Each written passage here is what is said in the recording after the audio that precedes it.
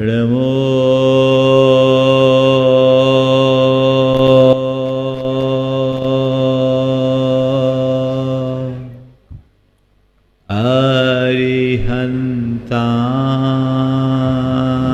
अरिहन्ताणं नमो अरिहन्ताणं नमो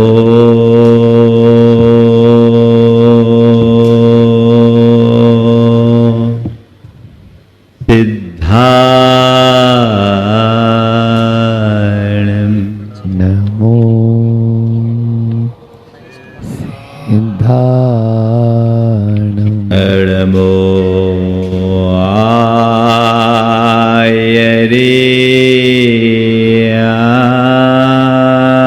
आयर्याणं नमो आयर्याणं नमो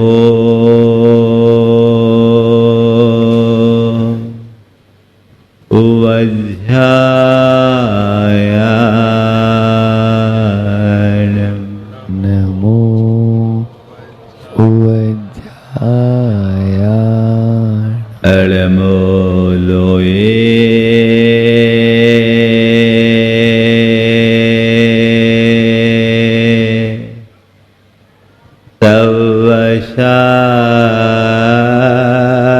सवशाहुनं नमो लोई सवसाहुणं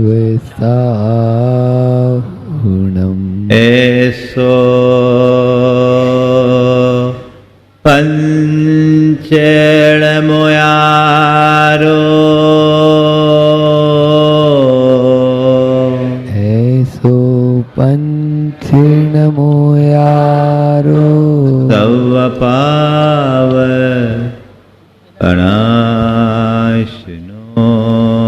सवपाव पणासिनो मङ्गलाळं च सवेशिं मण्विलाणं च सवेसि पढमं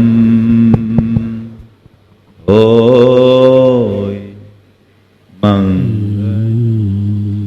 पडमं होय मण्डलं जय बोलो देवादिदेव 1008 श्री भगवान महावीर स्वामी की जय अहिंसा परमो धर्म की परम पूज आचार्य गुरुवर श्री विद्यासागर जी महाराज जय बोले परम पूज मनीषी प्रमाण सागर जी महाराज की, परम पूज मनीषी निर्वेक सागर जी महाराज की, परम पूज मनीषी संधान सागर जी महाराज की। नमोस्तु गुरुवर नमोस्तु। हमारा समस्त जीवन हमारी सोच पर निर्भर करता है। हमारी जैसी सोच होती है वैसा जीवन बनता है। जीवन को बेहतर बनाने के लिए सोच को बेहतर बनाने की जरूरत है। यदि सोच बेहतर होगी तो बदतर हालातों में भी बेहतर परिणाम निकलेंगे, और सोच बदतर होगी तो बेहतर हालात में भी हमारी स्थिति बदतर बन जाएगी। हमारे जीवन में बाहर की परिस्थितियों से ज्यादा मनस्थिति की भूमिका होती है। जैसी हमारी मनस्थिति बनती है वैसा हमारा जीवन बनता है। इस आशय की बात विगत दिनों से लगातार 2 सप्ताहों से आप सबके बीच चल रही है। आपने इस बात को भली भांति समझ लिया कि हमारी सोच किस भांति काम करती है। आज उसी बात को निचोड़ के रूप में मैं आप सबके बीच रखना चाह रहा हूं। कि हम अपनी सोच को टर्न ऑन कैसे करें। हमारा जीवन ठीक वैसे ही काम करता है जैसे लाइट है, स्विच ऑन करने से जल उठती है और ऑफ करने से बंद हो जाती है ना। कुछ नहीं किया हमने, ऑन किया और ऑफ किया। जो सिस्टम इस बाहर की लाइट में है ना, वही सिस्टम हमारे भीतर के लाइट में है। आप सब यदि थोड़ी देर मेरे साथ जुड़ेंगे तो इस चीज का अनुभव भी करेंगे। ऐसा हर व्यक्ति के जीवन में अक्सर होता रहता है, लेकिन प्राय हम इसे नोटिस नहीं करते। पर अभी जो बातें मैं आप सबके बीच करने जा रहा हूं, आप सुनते ही ऐसा आभास और एहसास करोगे कि हाँ, बात तो सही, ऐसा होता है, हम कर नहीं पाते। कई बार सिचुएशंस सेम होती है, इमोशंस बदल जाते हैं। सामान्य रीत्या यदि कोई व्यक्ति आपसे अपशब्द बोल दे, आपको गुस्सा आएगा कि नहीं आएगा? बोलो। हाँ, आएगा।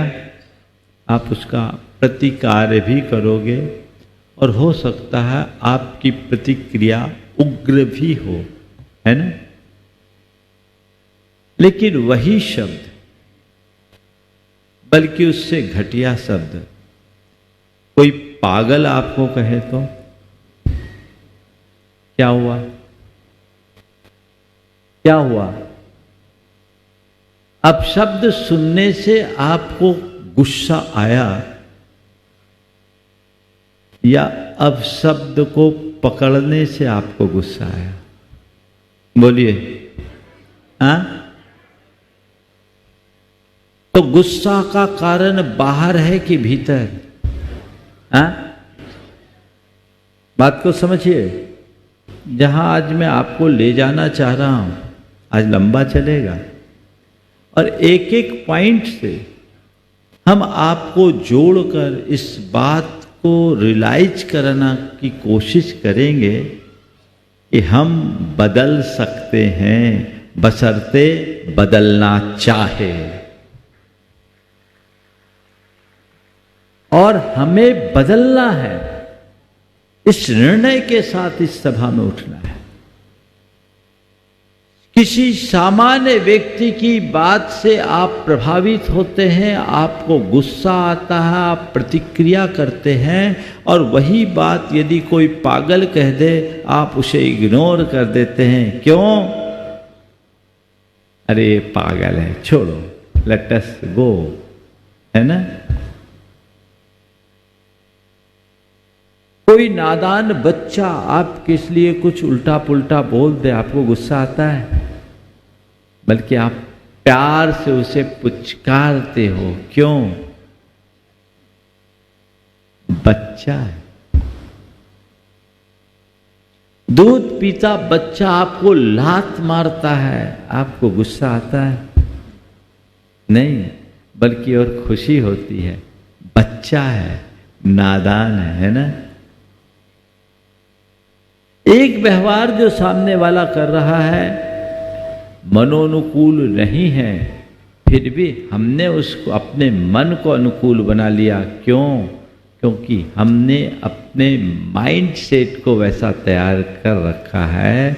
यहाँ पर हमने क्रोध के स्विच को ऑफ कर दिया है और बाकी जगह ऑन कर दिया है। इसी ऑफ को, जो ऑफ है उसे ऑन कर दें और जो ऑन है उसे ऑफ कर दें। थोड़ा सा मोड बदल दे तो मूड बदल जाएगा। समझते हैं? हमारा मूड मोड से काम करता है और पूरा माइंड सेट एक प्रकार की कोडिंग सिस्टम से जुड़ा हुआ है।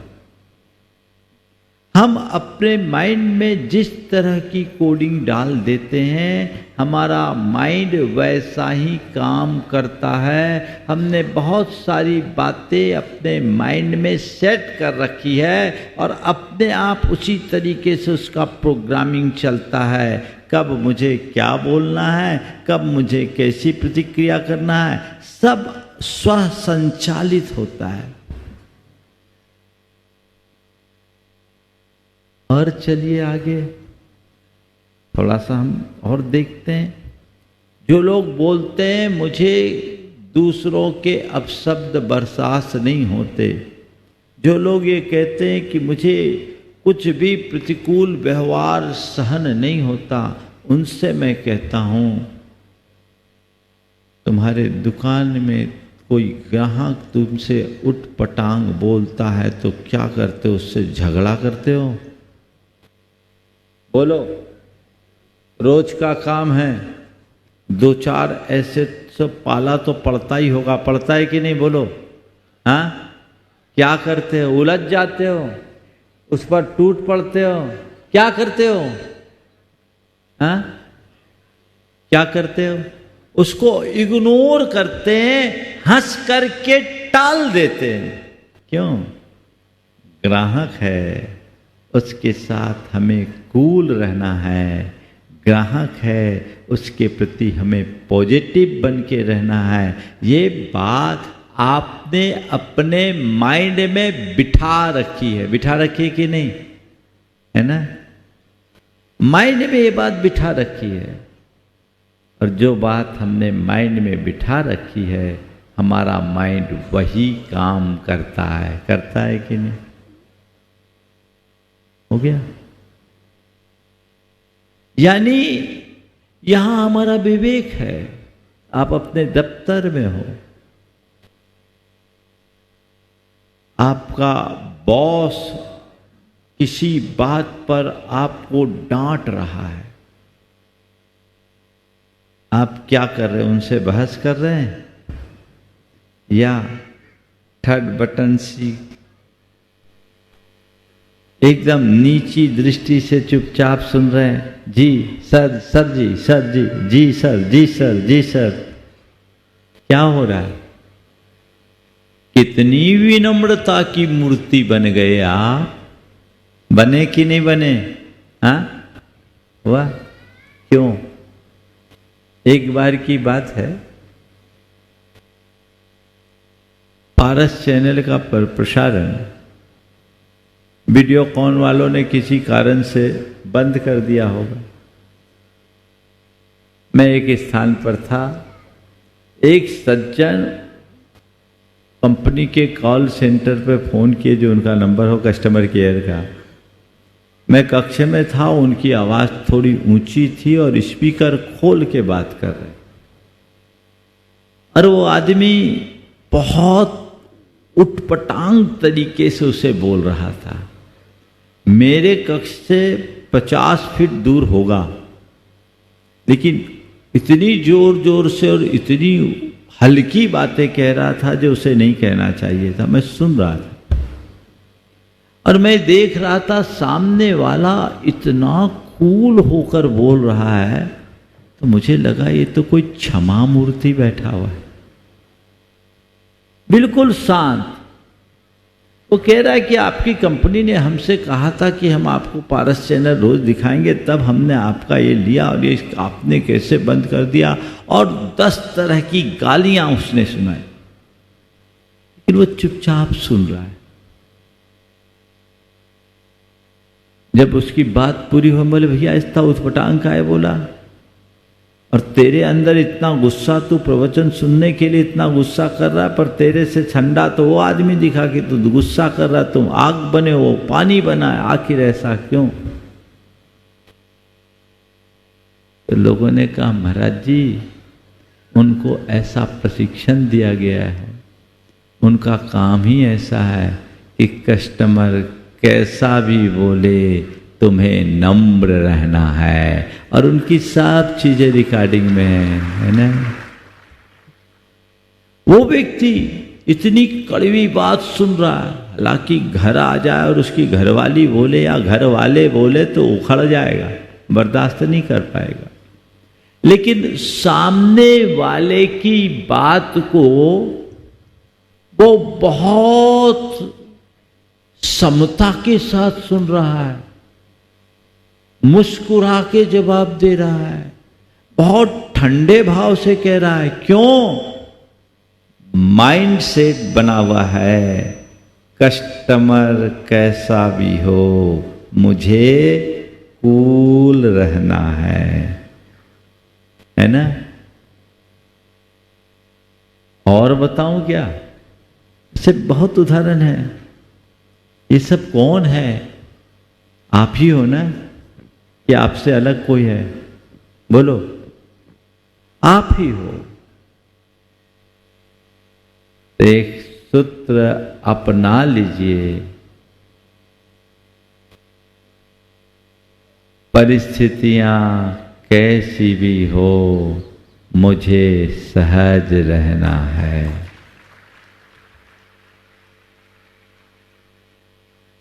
मुझे सहज रहना है। अपने माइंड सेट में इस बात को बिठाइए, मुझे सहज रहना है, चाहे कैसी भी सिचुएशन हो, मेरा इमोशन मुझे ठीक रखना है। आप कर सकते हैं? बोलो बोलो, ये किया जा सकता है कि नहीं? किया जा सकता है नहीं महाराज, हम तो करते ही हैं। करते हो कि नहीं? बोलो। हाँ, करते हैं। लेकिन क्या करते हैं? कभी कभी करते हैं और कहीं कहीं करते हैं, है ना। क्या करते हैं? कभी कभी करते हैं और कहीं कहीं करते हैं। अब मैं केवल इतना ही कहता हूं, इस मोड को थोड़ा चेंज कर दो और अब कहो, अब मैं सभी जगह करूंगा, हर स्थिति में करूंगा। मैं आपसे एक सवाल करता हूं, आप प्रसन्नता चाहते हो कि नहीं? बोलो बोलो थोड़ा जोर से। कभी कभी चाहते हो या हमेशा चाहते हो? कहीं कहीं चाहते हो कि सब जगह चाहते हो? तो क्या करना है? जो बात आप कभी कभी इग्नोर करते हो, जो बात कहीं कहीं इग्नोर करते हो, उसे सब जगह और हमेशा इग्नोर करना शुरू कर दो। सदा बहार प्रसन्न बने रहोगे। क्या सूत्र निकला? सहज बने रहने के लिए चीजों को इग्नोर करना शुरू कीजिए। ये दूसरा सूत्र। सदा बहार प्रसन्न रहने के लिए सहज रहें और सहज बने रहने के लिए चीजों को इग्नोर करना शुरू करें। आप करेंगे? बोलिए, बोलो। हाँ, अभी तो महाराज आप जो बोलो, हम तो आपके प्रवचन को ही इग्नोर करने तैयार हैं। अरे भैया, मेरे प्रवचन को इग्नोर मत करना, इसे तो गौर से सुनना। और प्रवचन में जो पाठ पढ़ाया जा रहा है उसे एक्सेप्ट करके अपने जीवन में उतारना, ताकि हम सही जीवन जी सके, अपने जीवन में सकारात्मक बदलाव ला सके। ये प्रयास हमको करना है, अपने माइंड सेट को बदलने का।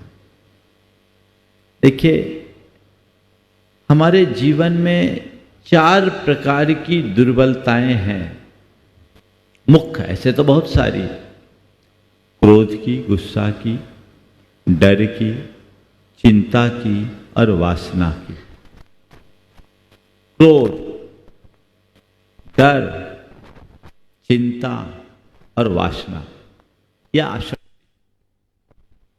ये चारों बातें हीनाधिक रूप में हर मनुष्य को जकड़े हुए है ना। और इनके कारण हमारा आंतरिक व्यक्तित्व खोखला होता है, व्यक्ति अंदर से कमजोर होता है। इन सब को यदि हम अपनी मनोदशा को बदलने में सक्षम हो जाए तो बहुत आसानी से दूर कर सकते हैं। अब मैं इन्हीं के विषय में बात आगे बढ़ाता हूं। क्रोध को ले, यहां एक भी व्यक्ति ऐसा है जो कहे कि मुझे गुस्सा नहीं आता? एक आध नहीं, उनमें मैं भी शामिल हूं, चिंता मत कर। ये हो सकता है कि किसी को गुस्सा का वेग अधिक हो, किसी का कम, हीनाधिक मात्रा में होता है। लेकिन आपने कभी विचार किया कि आपका गुस्सा कब आता है और किस पर आता है? बोलो, सब जगह आता है? सब पर होता है? सब जगह क्यों नहीं, सब पर क्यों नहीं? तो आप पाएंगे कि हमें हमारा गुस्सा हमारे माइंड सेट के साथ काम करता है। जो चीजें हमने अपने मन में जैसी बिठा रखी है वैसी होने पर गुस्सा नहीं आता, उसके विरुद्ध होने पर गुस्सा आता है। प्रतिष्ठान में ग्राहक तो ऐसा बोलता है, चलेगा, हमारे माइंड सेट में बैठा हुआ है, गुस्सा नहीं आएगा। वहां पागल की तो आदत है, माइंड सेट में बैठा है, गुस्सा वहां नहीं आएगा, है ना। बच्चा नादान है, माइंड सेट में बैठा है, गुस्सा नहीं आएगा। अब बॉस की झाड़ तो सुननी पड़ती है, माइंड सेट में बैठा है, गुस्सा नहीं आएगा। अब बापूजी डांटते हैं तो गुस्सा आता है। क्यों? पहले बच्चों की ठुकाई होती थी तो भी बाप को जवाब नहीं देता था, होता था कि नहीं? बोलो, हमारी पीढ़ी तक के लोगों के साथ तो ऐसा अनुभव रहा होगा, है ना। हो सकता है मेरे बाद के भी थोड़े पीढ़ी के, कि अगर बाप ने ठोक दिया तो भी मुंह चलाने की हिम्मत नहीं। पिताजी हैं, वो डांट सकते हैं क्योंकि उनने हमें जन्म दिया है, जीवन दिया है, संस्कार दिया है, माइंड सेट था। और आज के बच्चों में, आज का तो दूध पीता बच्चा भी है ना, तो बाप को टका सा जवाब दे देता है। माइंड सेट बदल गया, है ना। जो बातें हमारे माइंड में जैसी बिठा दी जाती है, हमारा माइंड वैसा ही रिएक्ट करता है। तो सब पर गुस्सा नहीं आता, सब जगह गुस्सा नहीं आता। आप मान लो कहीं हो, आप कमजोर पड़ रहे हो, सामने वाला भारी पड़ रहा, गुस्सा आएगा? हाँ, बोलो। एक आदमी जा रहा था, बरसात का दिन था, सफेद कुर्ता पैजामा पहने चल रहा था। एक की बाइक निकली, उसके छींटे पड़े, इसने जोर से सामने वाले ने अपनी बाइक रोकी, मुड़ के देखा, उस पर नजर पड़ी, वो पहलवान था।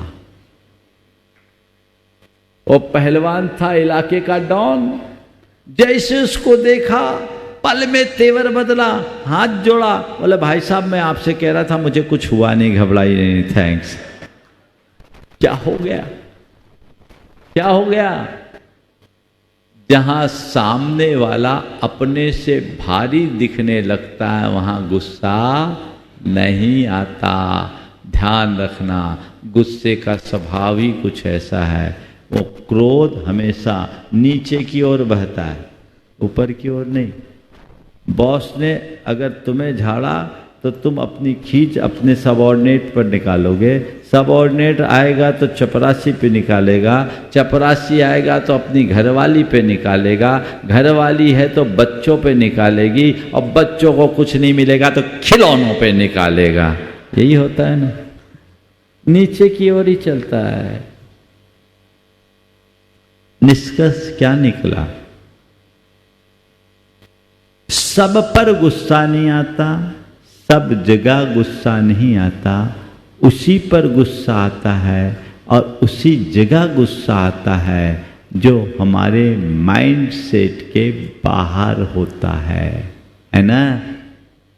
बात क्लियर? अब हमको क्या काम करना है? काम केवल अपने माइंड सेट पर करना है, जिससे हमारा थॉट प्रोसेस बदले। आज का प्रवचन नहीं है, आज की कार्यशाला है। कॉपी पेन तो लाए नहीं होंगे, क्योंकि आप लोग सब अकलंक हो, एक बार में सब याद हो जाता है ना? क्या जरूरत ही नहीं महाराज, आप तो बोलते हो सब घुस जाता है अंदर, और हम तो घुसा घुसा के रखते हैं, प्रयोग कभी नहीं करते। ऐसा हमें क्या करना है? अपने अंदर एक ऐसी प्रोग्रामिंग सेट करना है कि मेरा माइंड सेट ऐसा हो जाए जो मुझे सब जगह और सब पर सहज बनाए रखे।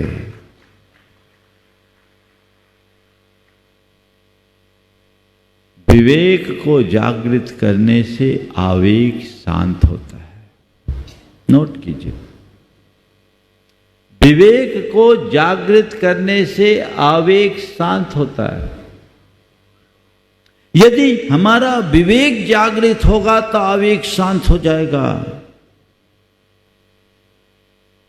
तो अपने विवेक को जागृत कीजिए और मन में एक ऐसा आत्म सुझाव डाल दीजिए, मुझे सहज रहना है, मुझे शांत रहना है, मुझे संयम रखना है।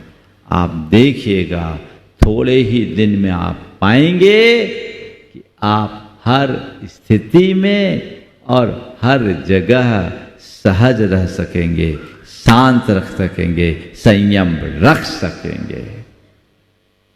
भावना योग इसका एक अभिनव आधार है। अनेक लोगों ने भावना योग किया और कर रहे हैं। हमने ऐसा सोचा है, डिक्लेयर कर दूं, आने वाले 15 अगस्त के बाद 16, 17 और 18 ये 3 दिन भावना योग का बृहद शिविर यहां होगा। उसका पूरा कार्यक्रम आज शाम को आप सबके बीच डिक्लेयर कर दिया गया। ये त्रिदिवसीय भावना योग का शिविर जो धर्म का एक प्रैक्टिकल एस्पेक्ट आपको देगा, जिसे आत्मसात करके आप अपने जीवन में व्यापक बदलाव घटित कर सकेंगे। अपने माइंड सेट को हमें ठीक करना है कि क्रोध एक बुराई है जो मुझे परेशान करने वाली चीज है, मुझे इस तरफ अपने अंदर बदलाव लाना है। और कैसे अपने माइंड सेट को ठीक किया जा सकता है? हम अपने सबकॉन्शियस माइंड में जैसा प्रोग्राम फीड कर देंगे हमारा जीवन वैसा बनता है। और वो प्रोग्रामिंग कैसे फीड की जाएगी उसकी पूरी प्रोसेस आने वाले दिनों में भावना योग में आपको करके बताया जाएगा। और यदि आप अमल करेंगे तो आप मान करके चलना, आपके जीवन में असाधारण परिवर्तन आएगा, उसे कोई रोक नहीं सकता। बदलाव, परिवर्तन, ट्रांसफॉर्मेशन सब कुछ मेरे हाथ में है, बशर्ते मैं उसके लिए तैयार रहूं। हमारी सबसे बड़ी कमजोरी तो ये है कि हम बातें करते हैं पर प्रयास नहीं करते। ध्यान रखना, बातों में बदलाव नहीं है, प्रयास में परिवर्तन है। उसकी शुरुआत हो तो अपने माइंड सेट को चेंज करें, थोड़ी सी सोच को बदले। हम अपनी सोच को सकारात्मक बना ले, कभी भी गुस्सा आएगा ही नहीं। और सकारात्मक सोच को बनाने के लिए चिंतन को समग्र बनाएं, समग्रता का चिंतन करें। कई बार चीजें जैसी दिखती है वैसी होती नहीं, और हम उसे अपने एंगल से देखते हैं, सामने वाले के एंगल से नहीं देखते, तो हम बहुत सारी नकारात्मक प्रतिक्रियाएं करना शुरू कर देते हैं। यदि हमने उस स्थिति में समग्रता से सोचना शुरू कर दिया हो तो हमारे अंदर गुस्सा आए ही नहीं। एक एग्जाम्पल देता हूं।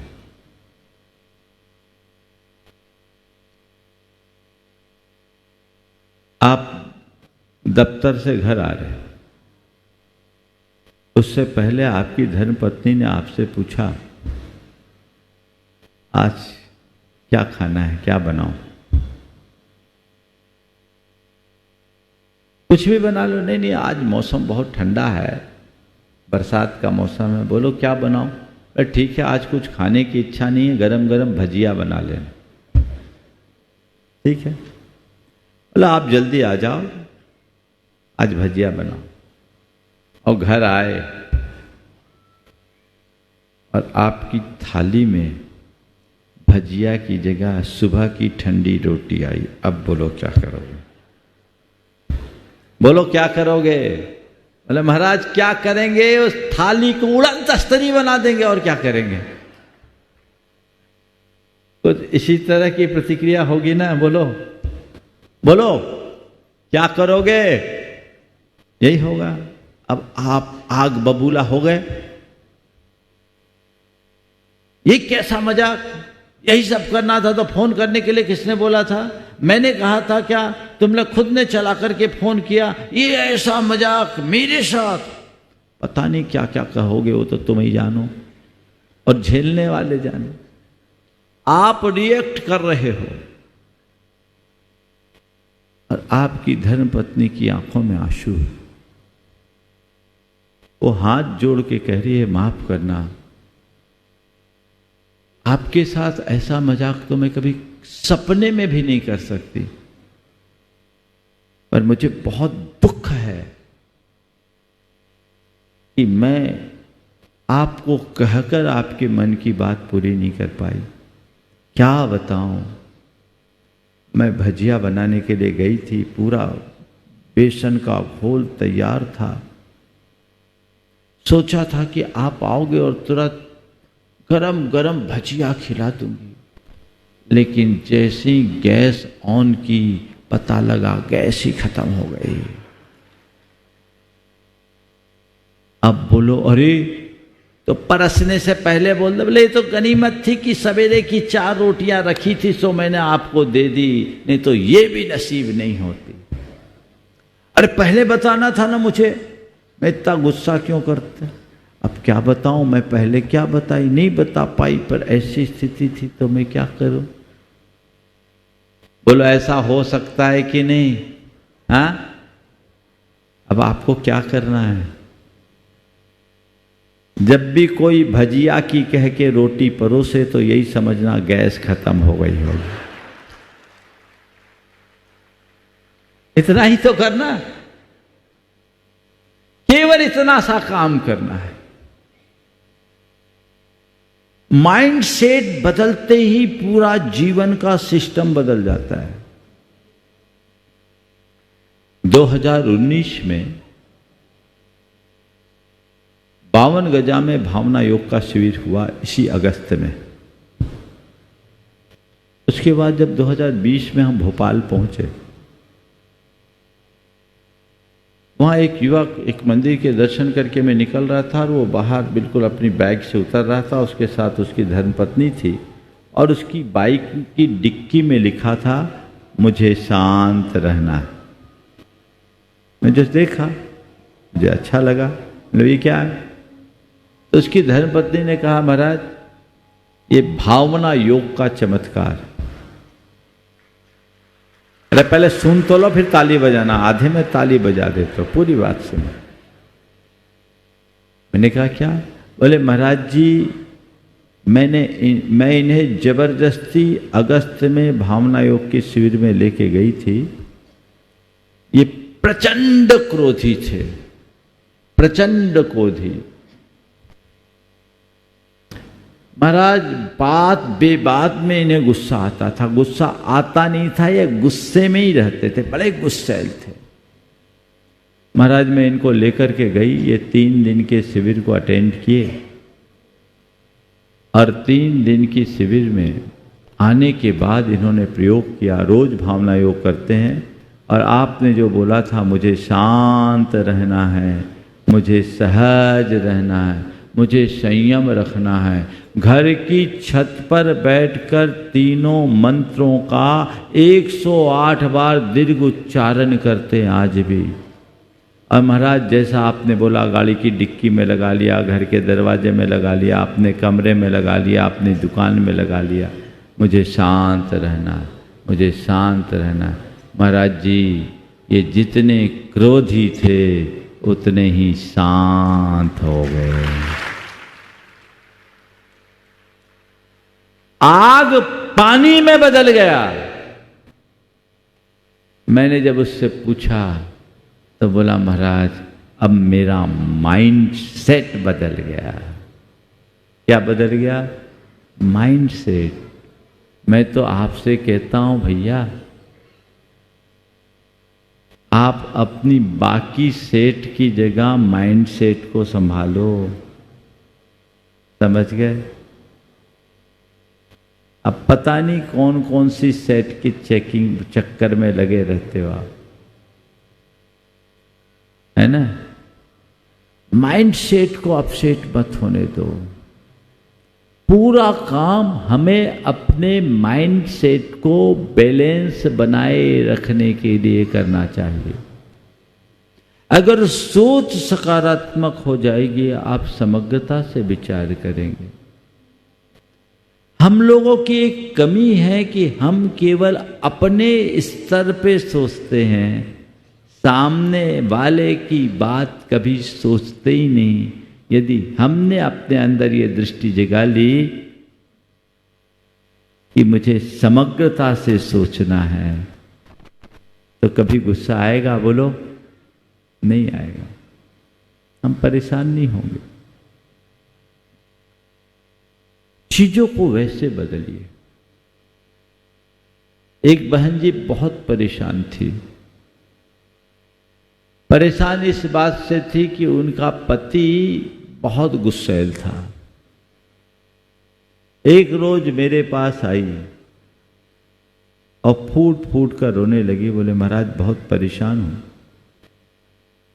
हमारे श्रीमान बहुत गुस्सा करते हैं और बहुत उल जलूल बोलते हैं, बहुत उल जलूल बोलते हैं। महाराज सहन नहीं होता। 25 बरस से झेल रही हूं। मैंने कहा 25 साल झेल ली तो और 10-20 बरस झेलना आप क्या है? अपना मेन पीरियड टाइम तो निकल गया। नहीं महाराज आप तो कोई उपाय बताओ। बहुत हो गया, अब मुझसे बर्दाश्त नहीं होता, कब तक सहन करूं ये सब। महाराज बहुत गंदा गंदा बोलते हैं। मैंने उस बहन जी से कहा संयोग से जहां मैं था वहां एक पागल घूमता था और पागल बड़ी भद्दी भद्दी गालियां देता था। मैंने कहा तुम्हें रास्ते में कभी वो पागल मिला? हाँ मिला। क्या बोलता है? बोले गंदी गंदी गालियां देता है। हमने कहा तुम्हारे पति भी ऐसी गालियां देते? नहीं महाराज उतनी गंदी तो नहीं देते।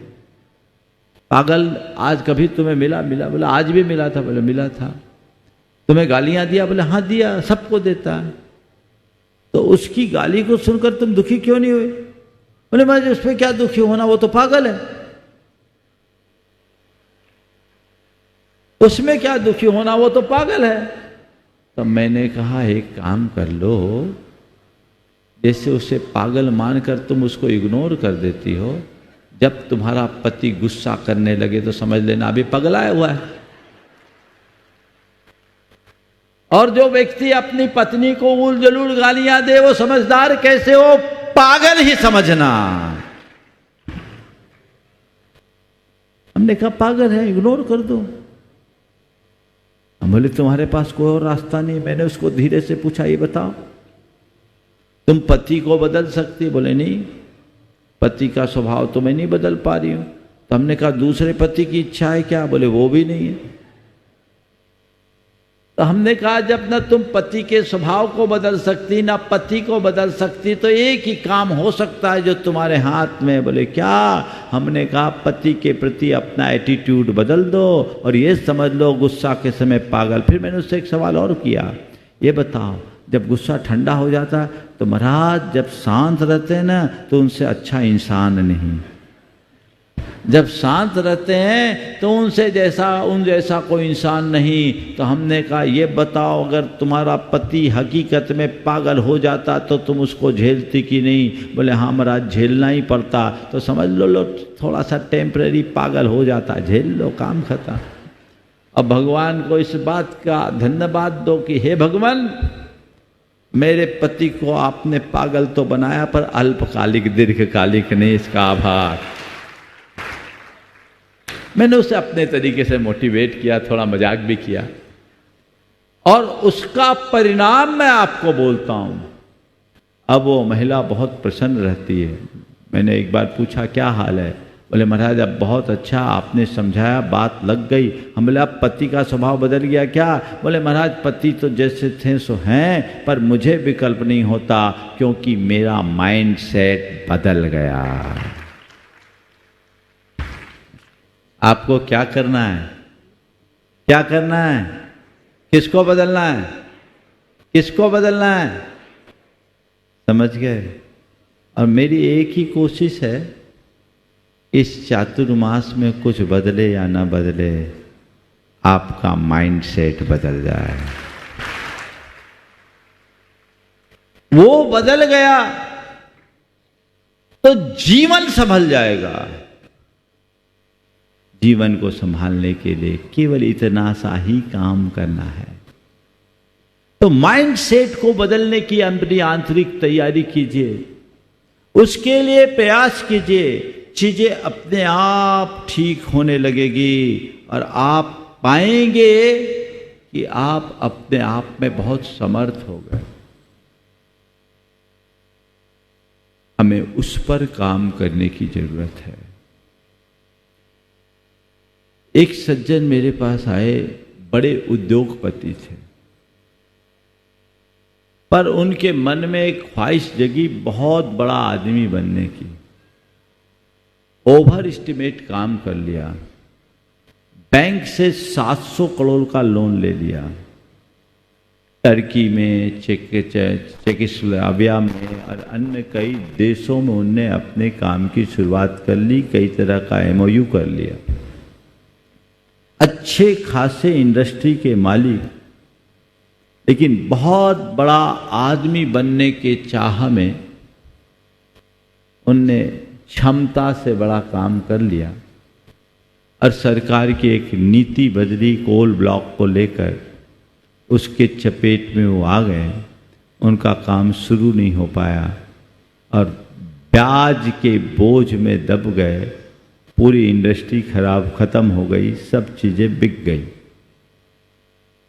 अब उनके मन में बड़ी चिंता और तनाव हावी। न जाने कितने के पास गए, झाड़ फूंक मंत्र तंत्र जो जिसने बोला सब किया। 25-50 लाख रुपए फूंक भी दिए कि मेरी स्थिति ठीक हो जाए। जब मैं सम्मेद शिखर जी में था तो मेरे पास आए। सही डॉक्टर के पास आदमी केस बिगड़ने के बाद ही आता, पहले नहीं आता। ये एक स्वभाव है। अरे पहले आ जाए तो केस ही ना बिगड़े। अब मेरे पास आए, मैंने उस व्यक्ति से एक ही बात कहा, पूरी बात सुनी, साफ दिख रहा था जो आदमी इतने गड्ढे में है, जिस पर इतना लोन है, सब कुछ है और चीज़ें बिक चुकी, सबका एनपीए हो गया, बर्बाद हो गया, अब क्या होगा? कुछ होना तो जाना है नहीं, कोई जादू की छड़ी तो नहीं है कि चीज़ें संभल जाए। मैंने उनको एक बात समझाई, बोले देखो जो है सो है, आप ये बताओ आपने अपने कैरियर की शुरुआत की थी तब आपके पास क्या था? बोले जेब में कुल 500 रुपये थे, सेल्फ मेड व्यक्ति था, 500 रुपये से अपने कैरियर की शुरुआत की थी और 500 रुपये से कैरियर की शुरुआत करके आपने एक बहुत अच्छा कारोबार विकसित किया, करोड़ों नहीं अरबों तक पहुंचे, चला गया। आप अपने मन में एक बात बिठाइए, जो था वो भी मेरा नहीं, जो है वो भी मेरा नहीं और जो होगा वो भी मेरा नहीं। एक संयोग था, आपका दिमाग वैसा काम किया और आपने उसी अनुरूप निर्णय लिए, हो गया जो होना था। इसे एक खेल समझे। मैंने उन्हें एक बात कहा कि मैं तुम्हारी परिस्थिति को नहीं बदल सकता, लेकिन यदि तुम चाहो तो तुम्हारे दिमाग का बोझ उतार सकता हूं।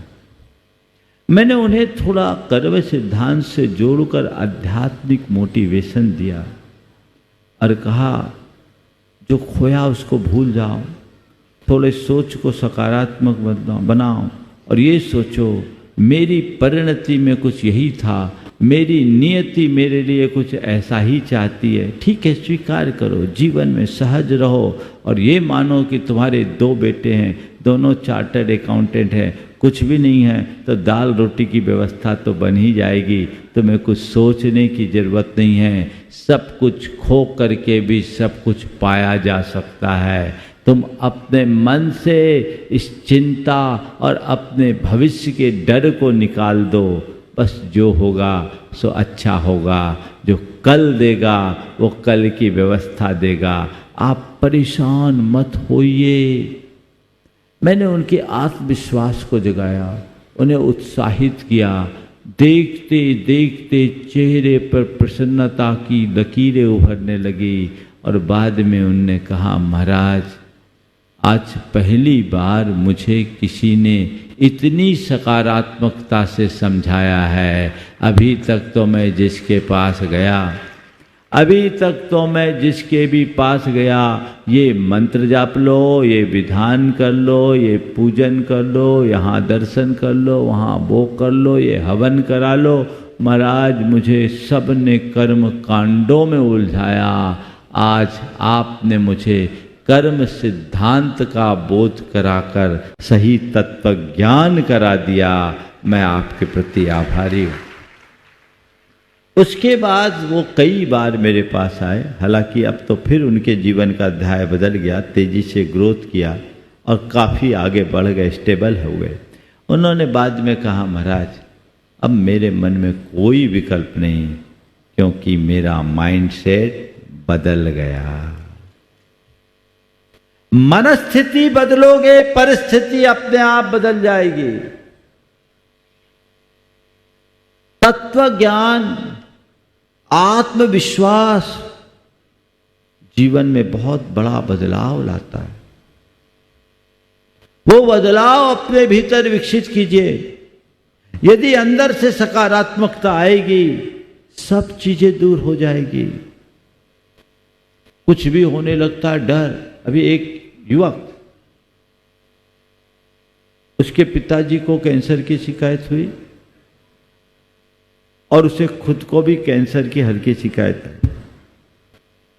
मन में डर, भयंकर डर, अब मेरा क्या होगा, स्वाभाविक है। और मेरे डर के साथ साथ मेरा क्या होगा तो मेरे पीछे वालों को क्या होगा, मेरी इंडस्ट्री का क्या होगा, मेरे परिवार का क्या होगा, यही सब आता है ना। सपोज उस व्यक्ति ने मेरे सामने ये सवाल रखा, मैंने कहा तुझे डरने की जरूरत ही नहीं है,